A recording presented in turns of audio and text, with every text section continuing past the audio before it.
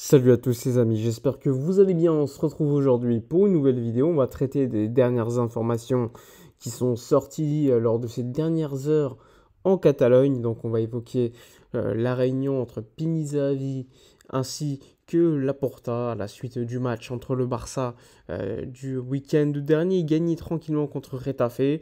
Donc on va également évoquer d'autres informations, donc un peu plus générales, un petit peu de mercato aussi. Donc asseyez-vous, on y va. On commence avec la réunion qui a eu lieu. Donc comme vous le savez, le week-end dernier, lors du match à Montjuic contre Retafe, il y avait notamment un invité de marque, en plus de toutes les grandes entreprises qui étaient présentes pour un congrès organisé par le Barça. Eh bien, il y avait également Pini Zahavi, donc le fameux agent d'Hansi Flick, de Lewandowski et d'autres personnages comme Thomas Tuchel, etc., etc. Inutile de vous présenter qui est Pini Zahavi. Eh bien, Zahavi avait donc organisé, évidemment, juste après le match, une entrevue chez lui, avec Joan Laporta, le président du Barça. Donc, divers sujets auraient donc été traités lors de cette réunion, notamment le fait que le Barça puisse connaître d'une première main que Hansi Flick est très intéressé pour reprendre le poste de coach de Xavi. Bon, c'est pas une surprise. Jusqu'à là, il faut savoir que le Barça avait énormément de candidats pour remplacer Xavi. Je vous ai évoqué les noms. Donc Hansi Flick faisait partie de la liste, mais il y avait également d'autres noms beaucoup plus compliqués comme Mikel Arteta. Il y avait également Jürgen Klopp, mais toutes ces options ont été écartées petit à petit. Il y a encore De Zerbi qui plaît beaucoup, beaucoup, beaucoup à Barcelone, mais bon, clause libératoire très, très élevée. Et donc l'avantage d'Hansi Flick, c'est qu'il est libre de signer avec n'importe qui. En plus, il est prêt à coacher à l'étranger. Il veut pas revenir en Allemagne. Il veut plutôt tester une expérience à l'étranger en Espagne où il apprend déjà la langue depuis déjà pas mal de temps.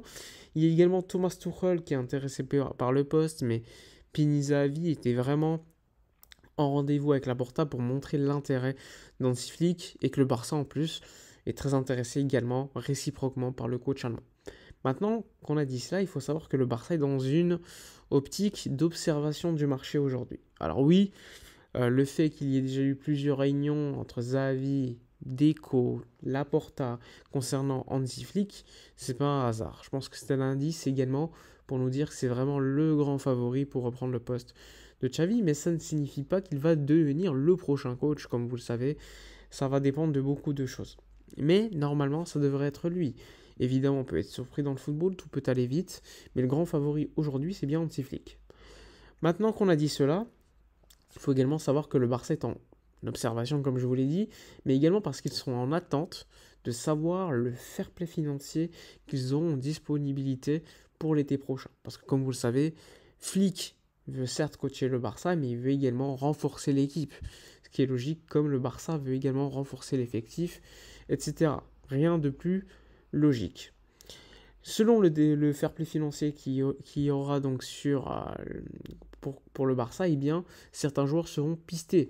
On entend beaucoup parler de Amadou Onana, le joueur belge qui joue à Everton. Everton, qui en plus de cela aujourd'hui n'est plus relégable en première ligue. Et s'il reste en PL, ça sera beaucoup plus compliqué de le déloger, en tout cas beaucoup plus cher, hein. Donc aujourd'hui, c'était l'un des favoris pour signer l'été prochain. Le prix est très élevé, Arsenal est très intéressé aussi. Donc ça, c'est à noter pour le prochain milieu du Barça. Il y a également Bruno Guimaraes, mais qui coûte plus de 100 millions d'euros. Il y a Joshua Kimmich, qui intéresse beaucoup le Barça. Une année de contrat, pas de volonté a priori de prolonger. Situation compliquée pour lui au Bayern, mais c'est pas véritablement un 6. Là aussi, c'est un joueur qui intéresse beaucoup d'écho. Donc on verra bien ce qui va se dérouler lors des prochains mois, parce que le fair play financier est encore une fois le juge de paix pour savoir si le Barça va pouvoir investir de manière importante ou pas sur le marché des transferts. Donc Hansi Flick, grand favori, période d'observation pour le Barça afin de déterminer le fair play financier qu'il y aura disponibilité, afin de savoir s'il faut recruter certains joueurs ou pas. Je vous ai parlé d'Onana, et également Leroy Sané qui est observé par le Barça avec beaucoup d'intérêt. Il y a également d'autres joueurs, Alex Garcia, Kimmich, etc., etc. L'un des postes que le Barça veut renforcer, c'est également le poste d'ailier gauche. Le poste d'ailier gauche est très compliqué, sachant que tu as déjà Ansu Fati qui reviendra de près, avoir la gestion de Joao Félix, est-ce qu'il y aura un nouveau prêt ou pas? En tout cas, beaucoup de décisions devront être prises lors des prochaines semaines par le Barça.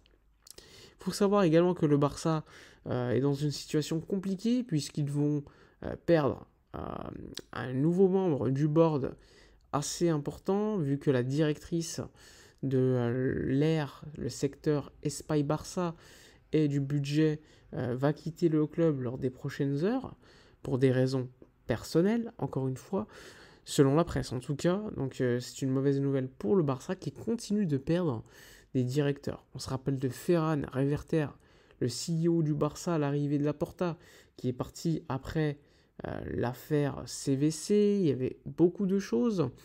Évidemment, Jaume Giro, pour ceux qui s'en rappellent, qui devait être le vice-président économique du Barça, avant qu'Eduardo Romeu le rejoigne et prenne la place de celui-ci. Là aussi, un autre membre qui est parti. Bref, en tout, ça fait beaucoup de membres. Je crois qu'il y en a plus d'une quinzaine, pour vous dire, qui sont partis depuis l'arrivée de Laporta comme président, c'est-à-dire un peu plus de 2 ans et demi. Ça fait beaucoup. Évidemment, ça ramène une certaine instabilité, ce qui n'est toujours pas quelque chose de positif. Ça, c'est clairement le cas. Donc voilà pour le petit retour sur cette situation. Lamine Yamal, quant à lui, a signé un nouveau contrat de sponsoring avec Adidas. Il a donc quitté Nike pour rejoindre la firme allemande. Il y a également propos de l'agent de Kvaratskhelia qui est important, où il cite le PSG, le Barça comme des clubs étant intéressés, qu'il y aurait des offres de top clubs pour le joueur napolitain, mais que tout serait plus clair en mai. Donc là aussi, il faudra suivre. Kvara intéresse beaucoup le Barça. La presse napolitaine avait sorti déjà une news par rapport à cela, mais à un prix assez élevé. Je considère que c'est un joueur, un profil intéressant, mais qui a un prix trop élevé par rapport à ce qu'il apporte. Il faut rappeler que c'est un joueur qui a une top saison en carrière. J'ai du mal à mettre beaucoup d'argent sur des joueurs qui n'ont pas confirmé sur la durée. Cette saison est très compliquée pour lui. En ce moment, il sort beaucoup en cours de match par le coach qui vient d'arriver. Donc pour moi, ce serait une erreur d'investir plus d'une certaine somme pour lui. Ça n'enlève rien au fait que c'est un joueur de qualité, un profil dont on a besoin, mais le Barça a des priorités financières et je vois mal le Barça investir beaucoup d'argent sur un joueur comme Kvara qui est en difficulté en ce moment. Donc ça, c'est un point également important, à mon avis, à préciser. Je vous mets également le maillot qui va sortir l'été prochain pour la saison prochaine. Magnifique maillot à mon goût. Donc on verra bien lequel sera le choisi. Mais c'est un maillot qui va pour les 125 ans de l'histoire du Barça. Magnifique, franchement. Nike nous a bien servi pour une fois. Voilà pour toutes les informations de la journée. Comme d'habitude, donnez votre avis, likez, commentez, partagez. Je vous dis à la prochaine et d'ici là, comme d'habitude, portez-vous bien.